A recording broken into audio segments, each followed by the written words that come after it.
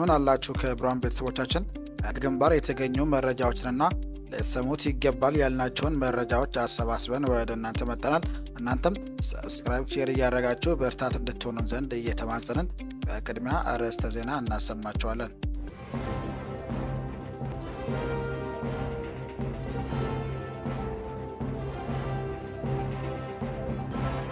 የአማራ ፋኖ ብሔራዊ ኃይል ምስራቅ አማራ ቀጠና ሚኒልክ ዕዝ የመቄት ወረዳ ጊዜያዊ ህዝብ አስተዳደር የህዝባዊ ውይይት መድረኮች ጎን ለጎን ልማታዊ ስራዎችን አጠናክሮ ቀጥሏል። አብራችን ስትቆዩ የምትሰሙት ይሆናል። በ33ኛው ክፍለ ጦር እስካሁን የተሰሩ ስራዎችን በመገምገም የቀጣይ አቅጣጫዎችን አስተላለፈ። ይህን በተመለከተ ዘገባ አሰናድተናል። አብራችሁን ቆዩ። በዘረፋ ተግባር የተሰማራው የብልጽግና ስብስብ ወራሪ ሰራዊቱ አርሶ አደሩን ማሰቃየቱና መዝረፉን አጠናክሮ ቀጥሏል። በዝርዝር እንመለከተዋለን። የፋሽስቱ አገዛዝ ቁልፍ የመረጃና ደህንነት ሰው ቆቦ ከተማ ላይ እርምጃ ተወሰደበት። እንዴትና የት የሚለውን መረጃ በሰፊው አብረን እንመለከተዋለን። ምርጫ ቦርድ እናት ፓርቲን አስጠነቀቀ። ብሔራዊ ምርጫ ቦርድ እናት ፓርቲ በቦርዱ ላይ ያልተገባ ተጽዕኖ ለመፍጠር ከሚያደርጋቸው ሙከራዎች ሊቆጠብ ይገባል ሲል አዲስ ባወጣ መግለጫ አስጠንቅቋል። ይህም በተመለከተ ዘገባ አሰናድተናል፣ ተሰሙታላችሁ።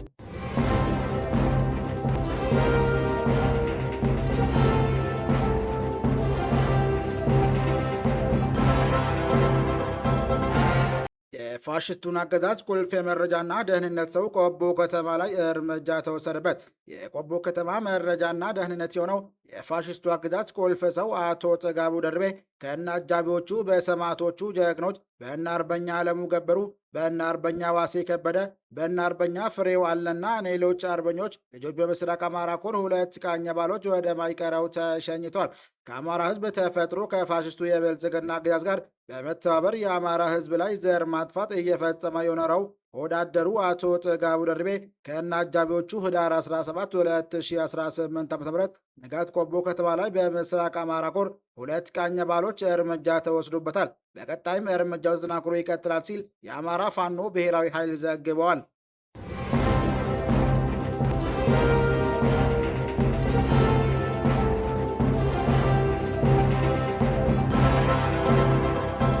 በ33ኛው ክፍለ ጦር እስካሁን የተሰሩ ስራዎችን በመገምገም የቀጣይ አቅጣጫዎችን አስተላለፈ። ህዳር 16 2018 ዓ.ም 33ኛው ክፍለ ጦር በህዝብ ግንኙነት መምሪያ የአማራ ፋኖ ብሔራዊ ኃይል ምዕራብ አማራ ቀጠና ቴዎድሮስ ዕዝ 102ኛ ኮር በ33ኛው ክፍለ ጦር እስካሁን የተሰሩ ስራዎችን በመገምገም የቀጣይ አቅጣጫዎችን አስተላለፈ። 33ኛው ክፍለ ጦር በተቋቋመው በአጭር ቀናት ውስጥ ያከናወናቸው ተግባራት ቀጣይ ለሚገኙ አንጸባራቂ ስኬቶች ማሳያ መሆኑን ተገምግሟል።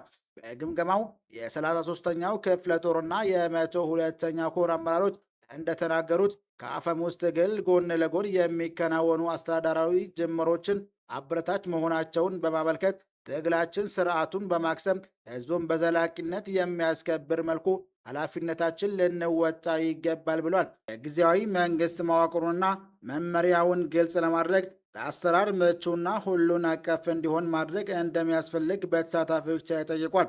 የጦር መሳሪያ አያያዝና አጠቃቀም ጉዳይ የድርጅቱ ተጨማሪ ኩራትና ስኬት በሚያመጣ መንገድ በወታደራዊ ስነ ምግባር እንዲመራ ጠንከር ያለ አስተያየት ተሰጥቶበታል። በግምገማው ለተነሱ ጥያቄዎችም በሚመለከታቸው የድርጅቱ አመራሮች ተገቢ ምላሽና ማምራሪያ ተሰጥቶባቸዋል። በመጨረሻም ላጋጠመው ችግሮች መፍትሄ በማመልከት የቀጣይ ድርጅታዊ አቅጣጫዎችን ተላልፈው የዕለቱ ግምገማ ተጠናቋል። የአማራ ፋኖ ብሔራዊ ኃይል ምዕራብ አማራ ቀጠና ቴዎድሮስ ዕዝ ህዝብ ግንኙነት መምሪያ ምክትል ኃላፊ አርበኛ እስቲበል አለሙ፣ የ102ኛ ኮር ፖለቲካ ዘርፍ ኃላፊ አርበኛ ማንችሎት ጥላሁን፣ የ102ኛ ኮር ዘመቻ መምሪያ ኃላፊ አንደኛ አለቃ ይንገስ ብርሃኔና የ102ኛ ኮር አደረጃጀቶች ዘርፍ ኃላፊ አርበኛ ዮሐንስ አያሌው ግምገማውን መርተውታል።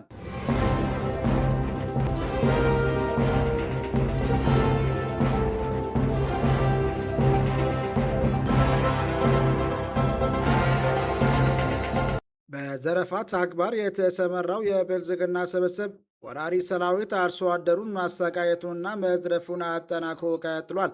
በህዳር 16 2018 ዓ.ም ከተለያዩ አካባቢዎች መነሻውን በማድረግ በርካታ ቁጥር ያለው ሰራዊት ወደ ጎዛምን ወረዳ ወደ ሊባኖስ ቀበሌ ማዝመቱና በሰዓቱ በጀግኖቹ የበረሃኛው ጀበላ ሙተራ ሻለቃ በክፍለ ጦሩ ተወርዋሪ ፋኖች ክፉኛ ተመቶ ከፍተኛ ጉዳት ማስተናገሩና በዚህ ውጊያም ከእግረኛ ሰራዊት በተጨማሪም 3 የጠላት አዋጊዎችን መደምሳቸው መዘገባችን ይታወቃል።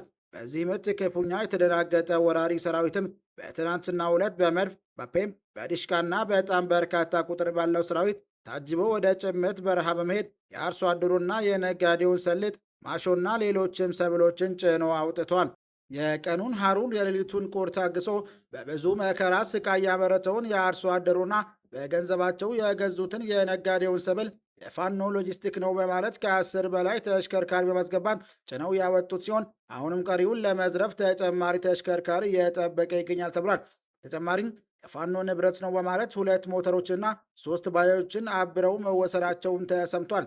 ከዚህና መሰል የአገዛዙ አረመኔያዊ ተግባር ብቸኛ ወላጅ መንገድ በጀመርነው መንገድ ክንዳችን አፈርጥመን ስሩን የነቀልነውን ጠላት ጭንቅላቱን መቁረጥ ነው ሲል ነዋሪዎቹ ገልጸዋል።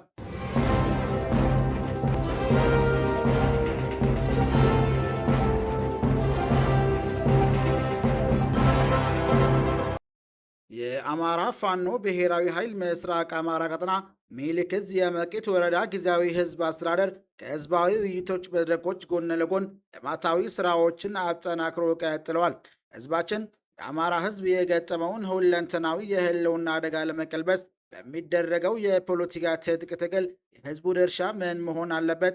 የአማራ ፋኖ ትግል የደረሰበት ደረጃ፣ በመቄት ወረዳና አካባቢው የሚገኙ ኃይሎች ስለጀመሩት የአንድነት ጉዞ እንዲሁም በአጠቃላይ የአማራ ፋኖ ብሔራዊ ኃይል ስለደረሰበት ድርጅታዊ እድገት በመድረኩ መሪዎች ለህዝቡ የቀረበ ሲሆን ህዝቡም በቀረበው ሀሳብ እጅግ ደስተኛ መሆኑን ገልጾ መሆን ያለባቸውን ምክር አዘል ሀሳቦችን ከመድረኩ መሪዎች ሰጥተዋል።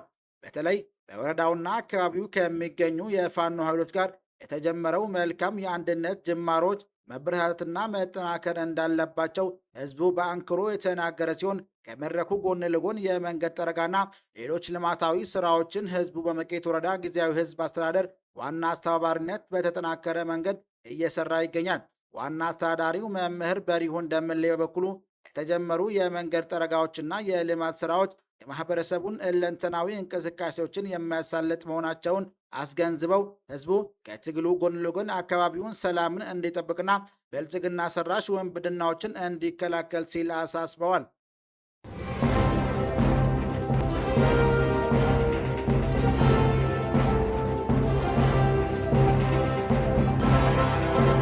ምርጫ ቦርድ እናት ፓርቲን አስጠነቀቀ።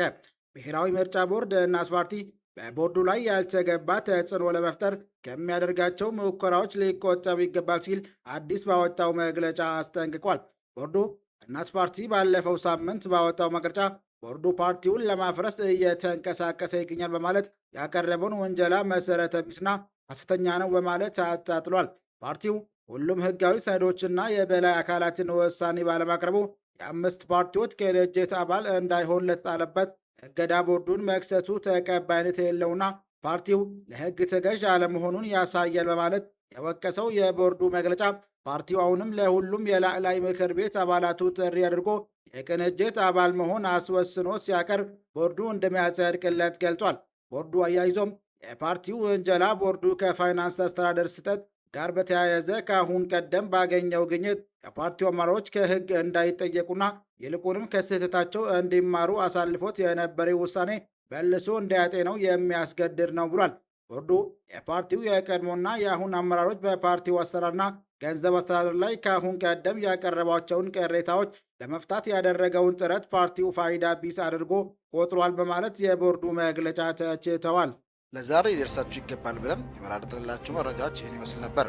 በሌላ ዜና ፈጣሪ እንዲያገናኘን እየጸለይን መልካም ጊዜ እንመኝላችኋለን።